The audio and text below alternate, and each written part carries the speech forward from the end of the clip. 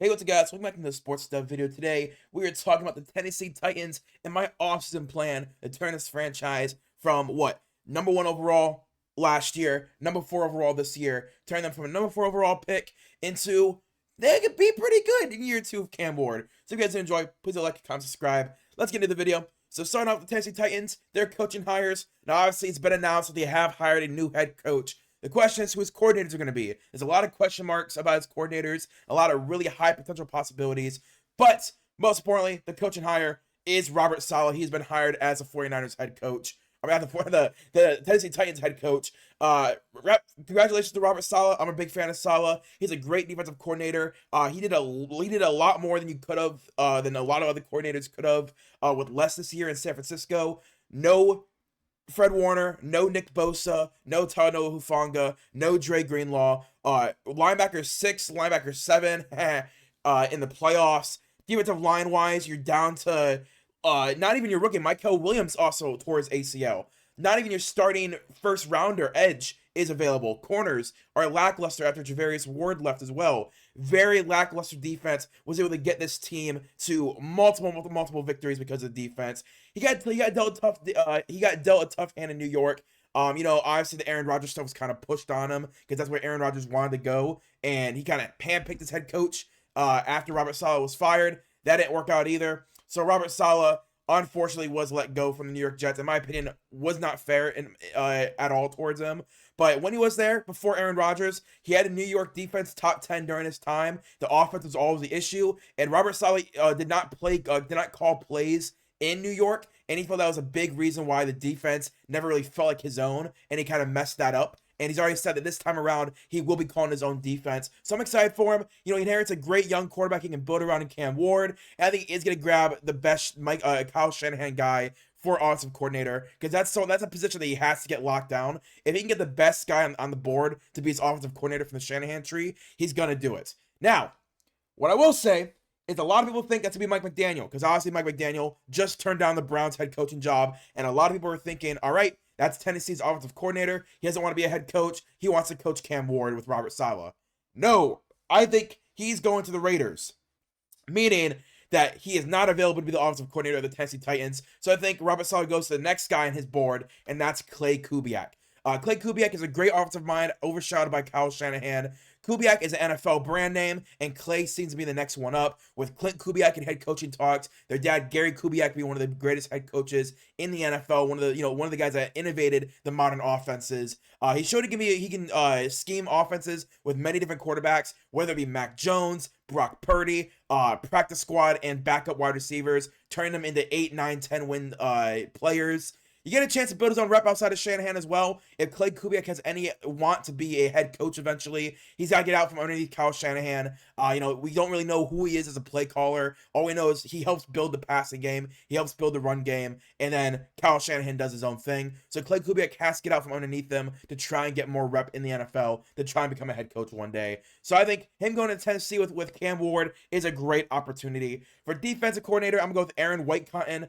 He served as Robert Saleh's D-line coach his tenure in New York, and before his head coaching tenure in New York, he was his D-line coach in San Francisco. He's currently the defensive line coach in Dallas. However, they did fire Matt Eberflus, so we don't know if he is the defensive coordinator or defensive line coach anymore. But he did a solid job replacing Micah Parsons with rookies like Donovan Ezaraku and role players like Sam Williams. The defensive line ranked third in tackles and middle of the pack in sacks, despite losing Micah Parsons. Now, yes, the defensive line was not amazing, but still, without that massive boost in talent in Micah Parsons, they still had a competent defensive line group. Then for special teams coordinator, I'm going to go Dan Shamash. He was the assistant special teams coach under Robert Saleh the first time around, but he did have game management duties. He was in charge of game management, so he would be in Robert Saleh's ear during those third and fourth down calls in opponents' yardage of, hey, do we go for it on 4? Do we kick a field goal? That's who he talked to, was Dan Shamash. So he honestly trusts him with his football opinion. So I do think that Robert Saleh isn't giving him a chance to have his own unit this time around, because it's someone he knows, someone he trusts, and someone who's currently in San Francisco doing special team coordinator roles for the 49ers. So I think he will just follow Robert Saleh back over to the Tennessee Titans. So starting off when it actually comes to real moves, Cuts and or trades, the Tennessee Titans are starting at $96 million this year, $131 million next year, and $260 in 3 years from now. So pretty good money to work with, almost $100 million, and a team that has a lot of holes. So let's start by doing some cuts or trades, open up some more. First off, I'm gonna trade Calvin Ridley. Calvin Ridley, yeah, this year he had 16 receptions, 290 yards, and no touchdowns. Injuries 100% hampered his season. I am not going to put all that on Calvin Ridley. When you're injured, you can't play. He had his chance to get true wide receiver 1 targets, and injury just let him down. His season was a complete bust, and you got to move on from him. Right? Cam Ward has to have someone who's reliable, someone on his timetable, and that is not Calvin Ridley right now. New coach coming in, new offense, still a solid wide receiver, but I still think he can be relied on as a wide receiver 1. So what I'm going to do is if I'm Calvin Ridley, I'm asking for a trade, and the Tennessee Titans are going to trade Calvin Ridley to the Pittsburgh Steelers for a 2026 6th-round pick, number 213, and Pittsburgh gets Calvin Ridley and a 2027 7th-round pick. So basically, the Pittsburgh Steelers are trading back 1 round in the future. They grab Calvin Ridley and his money, and the Tennessee Titans, they move up from next year's 7th to this year's 6th. They trade him, get off of a $16.75 million cap hit. And for the Steelers, they do this because I think, while Calvin Ridley's not the best wide receiver in the world, as a wide receiver 2 opposite of DK Metcalf, that's intriguing, right? He's not relied upon as you have to be the every down guy, every snap you're the number 1 target. Now it's, hey, if you get open, you're getting thrown the ball because DK Metcalf is going to get more of that coverage assist with the safeties. You have more one-on-one opportunities, you're going to get more chances, and then in a year, we're going to cut you because there's no guaranteed money left. So then you can go off and make more money in the 2027 offseason. But for the Steelers, they get a wide receiver 2 that has an NFL history that has had success. And the Tennessee Titans, they move on from him. They save $16.75 million. And again, the Steelers, I don't think they're going to rebuild, but I think this is absolutely a retooling year. So if they can get Calvin Ridley, and they basically, all you have to do is get a draft pick. They move back a draft pick to get a solid veteran wide receiver. That is not an awful comp for them. Next is going to be L'Jarius Sneed. L'Jarius Sneed, there's a chance he stays, but I don't think it's going to happen. He had 24 tackles, 0 interceptions, 6 run stops, and 1 pass breakup this last year. He's been very disappointed since the trade from the Kansas City Chiefs. It was a win-now move for the Titans, but the team is just in a different place now. I just don't think they need him on the roster. They don't want him on the roster. Got to get younger. Got to go with younger options. There's no guaranteed money left, so he is easy to trade. I don't think they cut him. I think they would rather trade him for anything than cut him for nothing. I think many playoff contending teams will be calling because they think, oh, it's because he went to the Titans with Callahan and their defensive coordinator. That's why he sucked. So I think there's definitely going to be a place where they're going to want him for really cheap, and it's going to be a 1-year rental. So if I'm Tennessee, I'm trading him to the Los Angeles Rams. They're going to trade a 2026 5th-round pick, number 167, and a 2027 5th. So you move on with L'Jarius Sneed. You get 2 5th-round picks, including 1 this year, and the Rams get L'Jarius Sneed. The Rams get a proven cornerback number 1. Obviously, they have a lot of guys like Jacoby Durant, like Emmanuel Forbes playing corner right now. But L'Jarius Sneed has a history of being a championship caliber cornerback number 1. And I just think that the Titans, I think a lot of it is probably on both parties. L'Jarius Sneed, once he got paid, calmed down. He said, you know what, I'm going to settle. And the Titans were like, we're really bad, so we're fine with you playing bad. But I think if he's in a winning situation with a team trying to win a Super Bowl, I do think L'Jarius Sneed is going to care a little bit more, especially because he's only 28 years old, and his contract's basically done, right? No guaranteed money left. So if he gets traded and he's really bad, he's going to get cut. He's not going to be on a team next year. Or sorry, in 2028. He's not going to be on a team. So if I'm the Rams, I'm taking the chance of L'Jarius Sneed on a 1-year rental, and the Tennessee Titans to get 2 5th-round picks, and L'Jarius Sneed gets a chance to try and go win another Super Bowl next year. So I think it's a great trade in all facets. Everyone gets what they want, and the Tennessee Titans save $12 million. Next is Tony Pollard. I'm going to cut Tony Pollard. This last year had 1,082 yards, 5 touchdowns, 4.5 yards per carry, and he had 27 10-plus yard run touchdowns. That was 9th in the NFL. Tony Pollard, I don't think he's worth the contract he has. New offense, so new run scheme. And I think Tony Pollard, he's coming up on 30 years old. I don't think it's worth having a 30-year-old running back who never has really been explosive on your team, especially when you have Tajay Spears in that role already. I think he will land elsewhere. I think this will be cheaper, younger guys that can replace his production. If you can draft someone in the 4th or 5th round that can get 400 or 500 yards, and Tajay Spears goes from 400 yards to 900 or 1,000, that's cheaper, and it's someone that you believe in for the future. I think it makes more sense for the Titans to move on from Tony Pollard and save $7.25 million against the cap. Other cuts, I'm going to cut Xavier Woods, the safety, for $4 million. I didn't want to make a whole page about it, but yeah, Xavier Woods, the safety, gets cut. No restructures. Again, this team has a lot of money. No reason to restructure. So going into re-signings and extensions, you're at positive $135 million in the cap space and a couple of draft picks. You're positive 179 next year, and you're positive 260 2 years from now. So really good all around, great cap space, and a great situation they build around Cam Ward. But we got to keep some guys that did prove to be very valuable for this team this last year. First off, I'm going to re-sign is Chig Okonkwo. This year, he had 56 receptions, 560 yards, and 2 touchdowns. He didn't have a down year, but I think he is still a good starting tight end in this league. He can block. He runs a solid route tree. He high points the ball well when he's going against defenders like linebackers and safeties. And I do think, I have to say Clay. I don't know why I put Kevin. Clay Kubiak needs great tight end play for his scheme. Honestly, with George Kittle, is far superior than Chig Okonkwo. But Chig Okonkwo does a lot of the similar things that George Kittle does. Run blocking, pass catching, the high energy guy in the huddle. I think that's what Chig Okonkwo can accomplish for a Shanahan type of offense. So for Chig Okonkwo, I'm going to give him a 3-year, $19 million extension, $14 million guaranteed at 74% guaranteed. I think it's going to take a lot of money to get him to come back to Tennessee. But I do think with Cam Ward, a new head coach, and a new coordinator, I do think there's a chance that Chig Okonkwo at least signs back for a 1-year deal. Next is going to be Peter Skoronski. I'm going to give him an extension. This past year has 79 PFF grade, 85 pass blocking, 73 run blocking, 5 penalties, and 2 sacks allowed. He's the best offensive lineman on the team.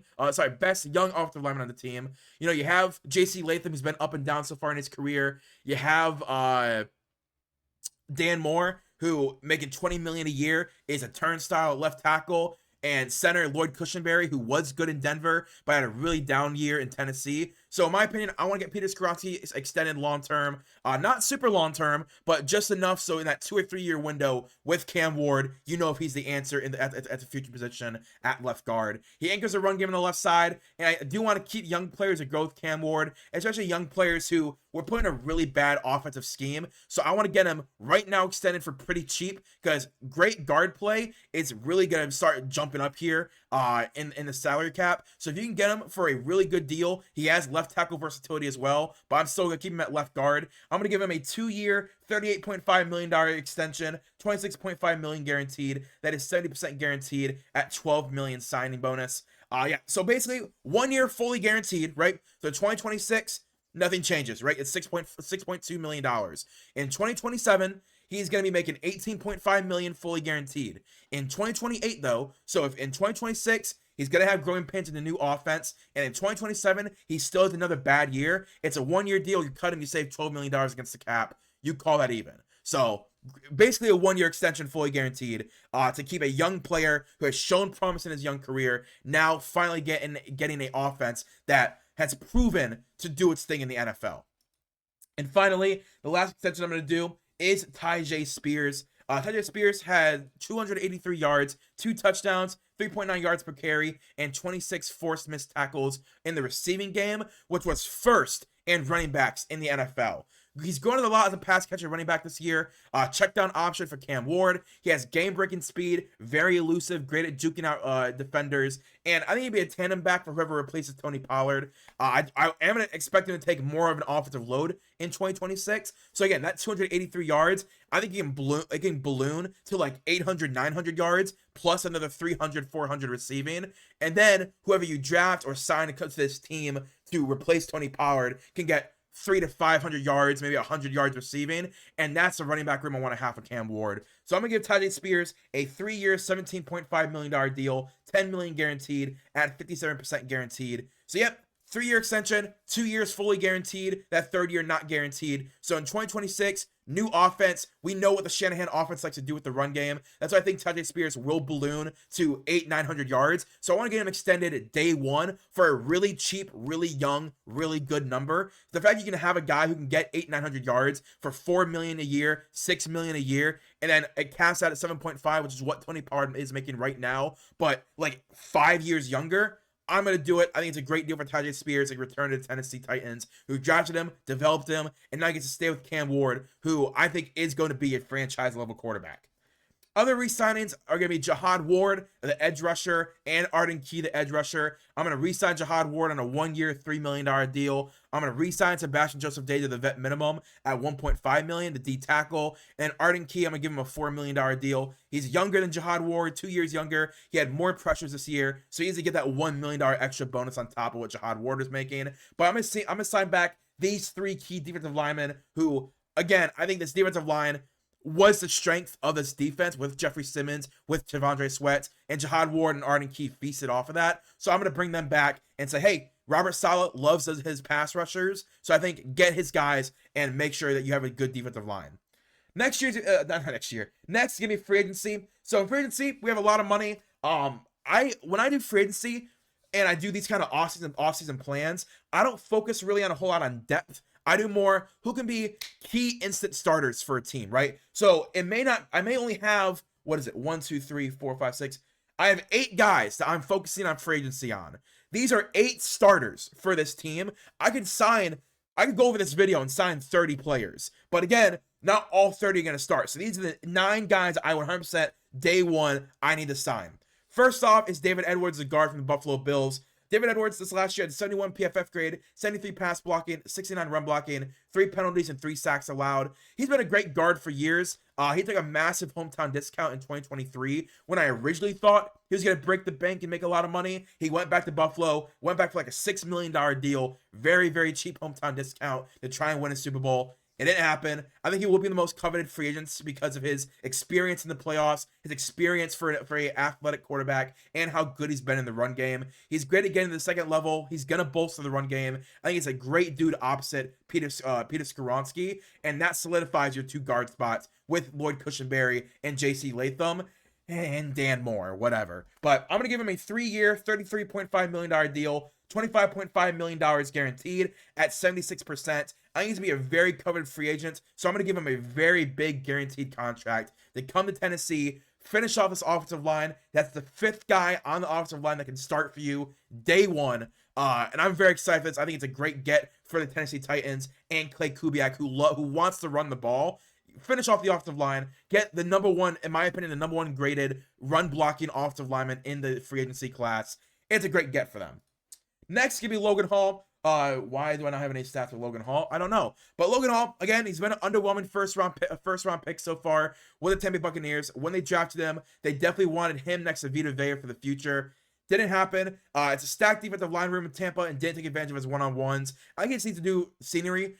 He was a good run defender out of college. So he's going to come to Tennessee, get more snaps, more opportunity for a team that is still developing, still trying to find those, diamonds in the rough, those young guys that can be there for the next 4 or 5 years. And I think Logan Hall can be one of those guys that can be that for them. So I'm going to give him a 2-year, $13.5 million deal. I'm going to give it $9 million guaranteed. That is 65% guaranteed. The reason I'm doing this is because if Logan Hall does hit, that first year is only $4.5 million. That's a good deal. But if he does hit, year 2 is only $9 million. And that's not too bad of a number for a young guy who's starting to get on the defensive line. But if he doesn't hit, you can cut him and save $4.5 million. You call it even. So basically it's a 1-year deal, $4.5 million. That second year, the $4.5 million guaranteed is if he does hit, you have him on the roster and you feel very comfortable with that number. Next up his sign is Arnold Ebiketie. Arnold this year had 24 tackles, 2 sacks, 17 run stops, 25 pressures. Was all around really good. He's the 3rd pass rusher on Atlanta behind 2 rookies in James Pierce and Jalen Walker. He's shown flashes throughout his young career, but never has been consistently a starting edge guy in the NFL. He did have back-to-back seasons with 6 sacks in 2023 and 2024. I believe 2024 led the team, or is that might have been the veteran that led the team in 2026. I can't remember, 2024. I can't remember what their name was, but I believe it was a veteran who actually led the team in 2024. But yeah, 6 sacks back-to-back years. That's not bad production in the NFL. He gets starting minutes ASAP with the Tennessee Titans, so you can get him for a pretty good number. If he has 6 sacks a year, you're willing to pay him under $10 million to come into your team. So I'm going to give him a 3-year, $16.5 million deal, $9.5 million guaranteed. That's 57% guaranteed. I think it'd be a really good get for them. I'm not saying he's going to be an all-pro or a pro bowler, but if you can get a guy who consistently gets 4 to 6 sacks a year, I'm willing to throw $13 million his way to come to the Tennessee Titans and get more snaps and maybe get more pressures and run stops, because he's a good run stop, right? 17 run stops, that's one a game. That's a pretty good average. I'll take that for $4 million a year on average. I'm all cool with that. So Arnold Ebiketie comes to the Tennessee Titans. But here's going to be a big get right here. I'm going to go Tariq Woolen. Tariq Woolen this last year had 37 tackles, 1 interception, 13 run stops, and 8 pass breakups. He had a great start to his career, but it looks like Mike Macdonald's not a big fan of him. Multiple times he's benched him throughout his career with Mike Macdonald over the 2 years that he's been there. He has a fresh start on a young team, new head coach who is a defensive guy. I think it'd be a great situation for Tariq Woolen. And in Tennessee, he's going to get cornerback number 1 looks and minutes. So I'm going to give him a 3-year, $30.5 million deal, $17 million guaranteed at 56% guaranteed. That's pretty good. Again, I'm all about making sure that is it a good deal for the player and is it a good deal for the team? 2 years, $17 million is really good for Tariq Woolen, because if he gets back to his year 1, year 2 with Pete Carroll, this is a great corner for the Tennessee Titans. But if he gets, that year 3, that beginning of year 4 this past year with Mike Macdonald, where he's getting benched constantly, I don't know, man. That's a rough deal to take, but I'm willing to take the chance on a young corner, former 5th round pick, who has really shown that he has the flashes of being an elite cornerback number 1. And I think Robert Saleh can be one of the guys that can unlock that for him. Next is going to be Alec Pierce, another big get for the Tennessee Titans. He got 47 receptions, 1,003 yards, 6 touchdowns, and 21.3 yards per catch, which was first in the NFL. He has shown immense improvement the last 2 years. I liked him a lot coming out of Cincinnati in 2022, 2021, but the first year or two wasn't really getting looks, wasn't consistent, had injuries, and the last 2 years has been fantastic. The Colts passing offense was stagnant without him this last year. Get a big body wide receiver 1 for Cam Ward. Now, can he be a wide receiver 1 in the NFL? We don't know. Obviously Michael Pittman was the wide receiver 1 for that team, so he got more one-on-one looks, for especially going down deep. But Alec Pierce was a weapon this last year for the Indianapolis Colts. So I want to give him in Tennessee, get Clay Kubiak, an elite wide receiver 1 to work with, and someone that Cam Ward can trust throwing the ball to. Because Cam Ward loves those deep balls, and Alec Pierce was the best deep threat in the NFL this last year. So I'm going to give him a 4-year, $54 million deal, $29.5 million guaranteed at 55% guaranteed. And I fully expect him that once his contract toward, year 3, when it's 17.75, I fully expect an extension, because I think him and Cam Ward can do numbers in Tennessee. But I'm not done adding to the offense. I want to add Breece Hall. Again, we have the money to do it. We have the most money, and we can give him short-term deal, make a lot of money here, and then go elsewhere in the following year if you want, or you sign with us for an extension. So Breece Hall, I'm gonna be signing. He had 1,065 yards, 4 touchdowns, 4.4 yards per carry, 26 10-plus yard runs, which was 12th in the NFL, and he had 350 receiving yards, which was 9th in the NFL for running backs. He's been a great running back in New York. Obviously, that injury, was it his rookie season or his second season, where he tore his ACL, recovered very nicely from that torn ACL, but he has shown unhappiness the last 2 years. I think it'd be a big boost to Cam's development to have an elite running back that he can rely on to consistently break tackles, make big runs, and be a great pass catcher. And again, I'm going to give him a 1-year deal that pays him and gets him a chance to hit free agency next year and make even more money. But if he plays really well, cool, we're going to extend you. But at minimum, it's a 1-year, $8.5 million deal. But I'm going to sign it as a 2-year, $18 million, $8.5 million guaranteed at 47%. So if Breece Hall after 1 year says, hey, I appreciate the 2026, you guys signing me, and I had 1,300 rushing yards, 500 receiving yards, and 12 touchdowns, but I want to hit free agency, for my long term, I want to win a Super Bowl. Okay, man, we appreciate it. We signed you for $8.5 million. That's a good number for us. You had a really great year. Go off, we'll cut you, and you can go have fun. Or we extend you again, and we, kind of like the Saquon Barkley deal was a 2-year deal. We're going to immediately after year 1 work on an extension so you're here for the long term. So I'm going to go with Breece Hall coming in to be our running back number 1 with Tajay Spears right behind him. Next, I'm going to add it to our secondary and Kevin Byard. He had 68 tackles, 7 interceptions, 17 run stops, and 1 pass breakup. He leads all safeties and takeaways. That's including interceptions and forced fumbles. He's showing he still has a skill to be effective. This Dennis Allen defense really showed that Kevin Byard in the right scheme can be effective. I think he's a return to Tennessee for the final part of his career. You know, I think this year with Chicago has revamped him and gets him all hyped to play football again. He can come to Tennessee, retire a Tennessee Titan, the team that drafted him, and he was here for like 8 years. I think this is the right situation for Kevin Byard. He will be a voice for this young team and give them identity. Because the Tennessee Titans right now, you know, it's just Jeffrey Simmons that's been there longer than 3 years. It's just Jeffrey Simmons. So if Kevin Byard can come back, give him that Tennessee Titans culture with Jeffrey Simmons, I think it'd be a great thing for this young team. A 1-year, $6.5 million deal, fully guaranteed to be a weapon in the secondary. Lastly, I'm going to be signing Kyle Pitts. Yes, I know you're going to say, Nick, you already signed Chigakonkwo. Why do you have Kyle Pitts? What's best for a Shanahan offense system? 1 tight end? No, 2 tight ends. Kyle Pitts last year had 88 receptions, 928 yards, and 5 touchdowns. He had a great year after Penix went down, and a more consistent quarterback in Kirk Cousins was delivering the ball. Why do I keep saying Kevin?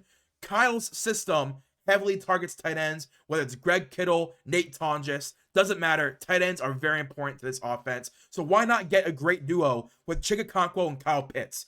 Get the two of the best young pass-catching tight ends and run blockers in the NFL on the same team. Good run blocker when asked to. Again, I can just imagine the 12 personnel sets. We have Kyle Pitts, Chigakonkwo, Breece Hall, Alec Pierce.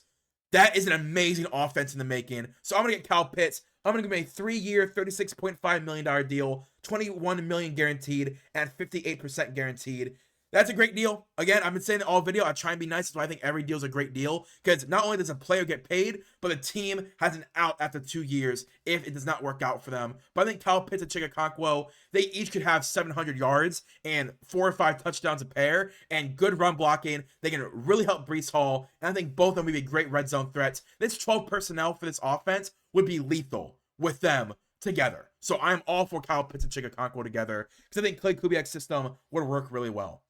Then some other fringe guys, Zay Jones, wide receiver from the Cardinals, be that, you know, backup slot receiver behind Chimere Dike. Sam Webb, in replacement of Denzel Ward, played really well week 18 for the Browns, so I do think he gets a chance elsewhere as well. And Caleb Evans, again, backup boundary corner, nothing awful. Chidobe Awuzie, again, very veteran corner. I believe he was on the Ravens this year and played okay, you know, wasn't awful, he played okay. Derek Nottie, longtime Kansas City Chief. They cut ties, and I do think that the Tennessee Titans would be a good fit for him as a D-tackle, defensive end mixture, because Robert Saleh does run a 4-3. I think he'd play defensive end or D-tackle for Robert Saleh. Then John Ridgeway from the New Orleans Saints. Again, he had a good year in New Orleans. There could be a chance that he re-signs for a much bigger number, but if he does slip through the cracks, I think the Tennessee Titans should absolutely go and nab him. Then comes the draft.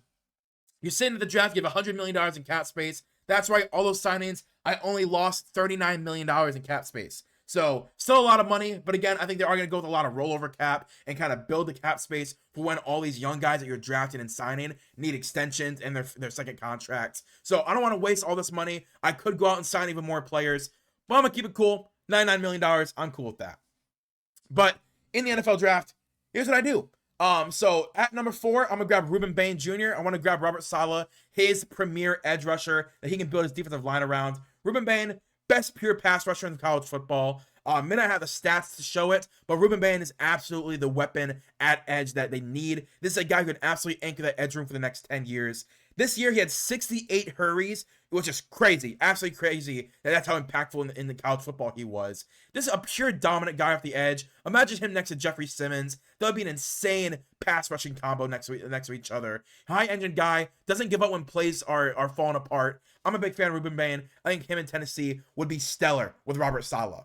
Then number 35, I've got Keith Abney, the second from Arizona. Again, you guys know I've been grabbing Keith Abney and Chris Johnson back-to-back mock drafts. I think these guys will be first-round picks, but if they slip to the second, go and grab your cornerback number 1. You know, absolute crazy ball hawk. He attacks the ball midair. Great man corner. He got better every year. That's exactly what they love in San Francisco with Robert Saleh. He loves his dominant, big quarterback number 1 who attacks the ball and just constantly hunting for a turnover and loves those big hits. That's Keith Abney. So I think he'd be a great fit in Tennessee. Then number 66, I'm going to grab Chris Brazzell. Wow, Chris Brazzell from Tennessee. He's 6'5", 200-pound deep threat for Cam Ward. He could lead the team in targets with how Cam likes to attack downfield. I will say, Tennessee is a very gimmicky offense. We all know this. Guys like Cedric Tillman and Jalen Hyatt really took a long time to develop, if they even developed at all. But I think Chris Brazzell would be a great option for this offense, whether it's, the slant routes that they do with Ricky Pearsall and Deebo Samuel, more end-around stuff. I think Chris Brazzell could be a weapon for them. And again, especially in the red zone, 6'5", 200-pound wide receiver, those are growing trees. So if you can get him at 66, a dude who showed a pretty competent route tree at Tennessee, I think it'd be a great get for them. Then at 101, I'm going to grab Zakee Wheatley. Has experience in both strong safety and free safety. Add another weapon for Robert Saleh in the secondary. He is a redshirt senior, so he's a little bit older of a prospect, so he can step in and play a role right away. The secondary, I'm not going to say it's amazing, but it has a lot of open opportunity for young players. And I think Zakee Wheatley, being an older player with a lot of experience, a lot of playing time, could easily step in and try and compete for a starting role year one. Then at 140, Armaj Reed Adams from A&M. This is a dude for the last 2 or 3 years I feel like I've been scouting and mock drafting. He's finally coming out. He's 6'5", 325, stocky build. He can compete for a starting job. Like, maybe not in the Titans because you have Peter Skoronski and you have David Edwards, but I think there's a lot of teams in the NFL. Armaj Reed Adams in camp is going to show that he could compete for a starting job. Play action type of guard, used to sustain plays, very I'm not gonna say athletic, but very rangy with his running ability as a puller. So I like him at 140 as a backup, not awful. Then at 142, Mike Washington Jr., very hard-nosed, thumping running back, 6.4 yards a carry, and a 1K rushing season isn't something to scoff at. He's 6'2", 228, power back with a lot of speed, loves to lower that shoulder and just get those hard-nosed runs. He averaged a 15-yard run every game. And listen, I know, honestly, Christian McCaffrey's more of that athletic guy, but he can put his head down and mow over some people. I think that's Mike Washington. Yeah, Breece Hall and Tyjae Spears to be more that athletic, elusive speed guys. Then Mike Washington's that goal line back that just puts his head down and gets to the end zone. That's a dude I think he can be in the NFL. Then at number 167, Trey Zune from A&M, pairing him and Armaj Reed Adams together. Trey Zune, project left tackle. Dan Moore's making $20 million a year at left tackle. So you're not starting Trey Zune tomorrow. You're not. You're going to put your money where your mouth, you're going to put your money where the money is. And Dan Moore is playing. But Trey Zune, maybe he can eventually become something at left tackle. He's 6'6", 320, mobile, great pass blocker. But again, no pressure on Trey Zune to start immediately. He can be the backup. And if he can, show some flashes, 2027 is where I would actually feel comfortable with him. If he's showing flashes in his rookie season, in camp, in in practices, where you're like, hey, we can cut Dan Moore and Trey Zune could start for us. Cool. But at worst, it's a backup in the 5th round. Not awful. Then at 183, that's right, 3 A&M guys in this mock draft. Nate Borkshire from A&M, great run blocking tight end for a better run game. Again, this offense has to run the ball, and Nate Borkshire is that run blocking tight end. They have to alleviate pressure off Cam Ward, build the run game with Nate, can be a red zone threat as well. But again, you have Kyle Pitts, you have Chika Okonkwo, you have Gunnar Helm as well that you drafted last year. Those are your pass catchers. Those are the guys playing 99% of the snaps. But Nate Borkshire on special teams, on certain goal line packages, you have 4 tight ends out there if you ever feel like it. That's someone that can absolutely be a run blocker. Then at number 213, I lost track for a second. At number 213, Reggie Virgil, wide receiver from Texas Tech. He's 6'3", 190. Another big body guy for Cam Ward. Boundary guy outside the numbers. It's a depth piece. Don't think too much about it. It's just someone that is going to make the team. And I think in situations, Cam Ward can throw him some balls and can be a jump ball guy. Then at 238, Landon Robinson from Navy. Again, a guy last year I was interested in. Did declare this year. So Landon Robinson, depth D tackle that I do see climbing up boards into maybe around round 5, round 6. I don't think he's going to be a 7th round pick. The issue is he's 6 foot 287. So he needs to add weight or maybe, move to 5 tech more than being a nose tackle or 3 tech. Move to outside the tackle shoulder, be more of an edge rusher than he is D tackle. But 6 foot 287, you're not doing nothing in the NFL draft. It all depends on what he does in prep in his interviews. If he can become more of an edge rusher prospect and like a run stopper on the edge, I do see him as a 5th or a 6th round pick. If he sticks at D tackle, he's going undrafted. He shouldn't even watch the draft. He's not getting drafted. So gives me an A-. I like it. You know, Ruben Bain, franchise edge. Keith Abney, I think, could be cornerback number 1. Chris Brazzell is an interesting outside threat. Zakee Wheatley could play immediately. Armaj Reed Adams is a developmental, maybe possible starting guard in a year or two. Mike Washington is a goal line back. Trey Zune, project left tackle. Nate Borkshire, one of the best run blocking tight ends in the class for a team that needs to run the ball better. Reggie Virgil, you know, depth boundary big guy. And Landon Robinson, if he does make the team and does get drafted, is a very versatile D tackle, great run stopper, great at pass rushing. The issue is he's 6 foot 287. That's not going to work in the NFL at D tackle. He can move the edge, maybe. Still very undersized, but you throw a shot at the dartboard for a dude who did play well at Navy. So this is a projected depth chart. I forgot to add Breece Hall. I already knew that when I made this video. I completely forgot about it. But 4 tight ends, 3 of them that you feel can really play immediately. Then Nate Borkshire being that run blocker. Wide receiver, you feel very comfortable with this starting at wide receiver. You know, you have Alec Pierce to be your starter. You have Chris Brazzell, Reggie Virgil, Chimere Dike, Elick Anyamanor. You feel very comfortable with that wide receiver group heading into week 1 with Cam Ward. Offensive line gets better. You have 5 guys that you trust starting. Jackson Slater, you drafted last year. You draft 2 more guys this year. You feel comfortable with the offensive line. Defensive line wise, I mean, Ruben Bain, Jeffrey Simmons, Devondre Sweat, Logan Hall. That's a pretty good defensive line compared to what it was last year. 4-2-5 defense. Cedric Gray, Cody Barton, you return as your starters. But secondary is where a lot of change happens. Keith Abney, Tariq Woolen, they come in as starters. Jadubi Wuzier, and Caleb Evans as your backups. Marcus Harris becomes that nickel. Because while Kevin Winston is technically the starting nickel back, I do think there's a chance that he does win that free safety job. So I meant to put Kevin Winston at free safety and Kevin Byard at backup free safety. But I think this could be a 3 safety team with a nickel and 2. Like, it's going to be a very, very secondary heavy defense. So yeah, that is going to be my mock offseason plan for the Tennessee Titans. If you guys enjoy, put a like, comment, subscribe. I really did try to make this as realistic as possible. You know, honestly, when you have $140 million in cap space, you can just go and sign everybody. But that's not realistic, right? So I do think they're going to have a leash on them, especially with a new head coach. They're going to want to see what he can do in year 1. And then next year is where they're going to spend a lot of money to finish out those pieces and try and push for a playoff spot. So if you guys enjoy, please like, comment, subscribe. Let me know in the comments down below what you would do different. Who would you draft? How do you feel about the Ruben Bain pick? Right? How do you feel about the offensive coordinator pick? So I'll see you guys later. Peace and bye.